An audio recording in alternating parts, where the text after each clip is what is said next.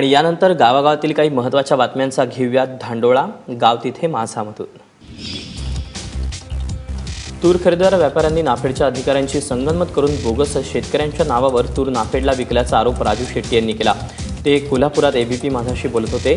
तूर तब्बल 3800 ते 4000 रुपये दराने शेतकऱ्याकडून विकत घ्यायची आणि तीच परत नाफेडला 5050 रुपये क्विंटल दराने विकायची असा व्यापाऱ्यांनी गोरखधंदा केल्याचं राजू शेट्टी म्हणाले। नाफेडकडून तूर खरेदी बंद झाल्यानंतर राज्यभरातल्या शेतकऱ्यांची स्थिती पाहता स्वाभिमानी शेतकरी संघटना रस्त्यावर उतरली। सोलापूर जिल्ह्यातील रिधोरे गावात स्वाभिमानी संघटनेतर्फे सकाळी 11च्या सुमाराला सरकारविरोधात रास्ता रोको करण्यात आला। यामुळे कुर्डुवाडी बार्शी रस्त्यावरील वाहतूक 2 तास ठप्प झाली होती। महसूल पाटबंधारे वीज वितरण विभागाच्या अधिकाऱ्यांनी आंदोलनस्थळी जाऊन शेतकऱ्यांच्या मागणीचं निवेदन स्वीकारल्यानंतर शेतकऱ्यांनी आंदोलन मागे घेतलं। 22 एप्रिलनंतर बुलढाणा जिल्ह्यातील नाफेडची तूर खरेदी बंद झाली आहे। बहुतेक खरेदीची केंद्रात शेतकऱ्यांची तूर घेण्यात आली आहे, मात्र बारदाना नसल्यामुळे तूर नुसती पडून आहे आणि त्यांची खरेदी होऊन देखील शेतकऱ्यांच्या हातात चेक पडायला 2 ते 3 महिने लागण्याची शक्यता आहे। त्यामुळे शेतकऱ्यांमध्ये चिंतेचं वातावरण पाहायला मिळत आहे।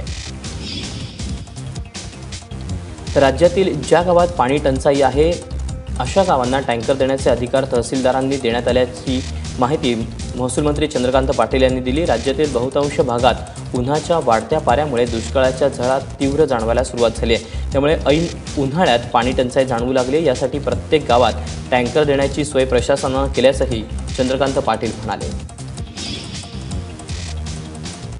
समृद्धी महामार्ग हा क्रांतिकारी प्रकल्प आहे, मात्र हा करताना शेतकऱ्यांवर अन्याय होऊ देणार नाही, सकारात्मक निर्णय घेतला जाईल असं आश्वासन जलसंपदा मंत्री गिरीश महाजन यांनी दिलं। त्याचबरोबर गरज पडल्यास उजनी धरणातल्या पाण्यासाठी आंदोलन करणाऱ्या सोलापुरातल्या शेतकऱ्यांची भेट घ्यायला जाऊ असं त्यांनी एबीपी माझाशी बोलताना स्पष्ट केलं। त्यांना गोंदिया जिल्ह्यातून जाणाऱ्या चंद्रपूर रेल्वे लाईनला शेतकरी आंदोलनाला सामोरं जावं लागतंय। रेल्वे विभागासाठी महापारेषण कंपनीकडून शेतात उभारण्यात येणाऱ्या 123 केव्ही वॅट टॉवर लाईनचा शेतकऱ्यांनी विरोध केला आहे। त्याचबरोबर टॉवरचं काम बंद पाडलंय। प्रति टॉवर 10 लाख रुपये नुकसान भरपाई देण्याची मागणी शेतकऱ्यांनी केली आहे। जोपर्यंत मोबदला देणार नाही तोपर्यंत शेतातून टॉवर लाईनचं काम करू देणार नसल्याचा इशारा बळीराजा शेतकरी संघटनेनं दिला आहे। आता राज्यात कोणत्याही खाजगी कर्मचाऱ्याचं महावितरणचं काम करत असताना मृत्यू झाला तर त्या भागातील अभियंत्यासह लाईनमनवर मनुष्यवधाचा गुन्हा दाखल होण्याची शक्यता आहे। राज्याचे ऊर्जामंत्री चंद्रशेखर बावनकुळेंनी याबाबत आपल्या जनता दरबारमध्ये हे वक्तव्य केलं। याच कार्यक्रमात केंद्रीय गृहराज्यमंत्री हंसराज अहीर यांनी राज्यातील विरोधकांवर जोरदार टीका केली।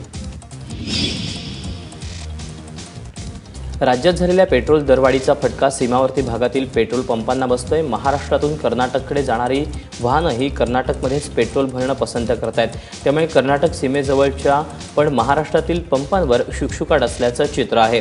व्हॅट लागू केल्यानं राज्यात पेट्रोलच्या दरात वाढ झाली आहे। नाशकातील सटाणा शहरात दारूची दुकानाची तोडफोड केल्याच्या प्रकरणी सूत्रधार म्हणून पोलीस पाटलाला अटक करण्यात आली आहे। दारू दुकानदार भाऊसाहेब सूर्यवंशी यांना महिलांना शिवीगाळ केली होती। त्याच्या विरोधात तक्रार न नोंदवता महिलांना मदत करणाऱ्या पोलीस पाटलाला अटक केल्यानं गावातील महिला आक्रमक झाल्या। पोलिसांच्या कारवाईचा निषेध करत मळगावच्या महिला आणि ग्रामस्थांनी मोर्चा काढत सटाणा पोलीस स्थानकात 2.5 तास ठिय्या आंदोलन केलं। या आंदोलनानंतर दारू दुकानदाराविरोधात महिलांना शिवीगाळ आणि मारहाण केल्याची तक्रार दाखल करण्यात आली।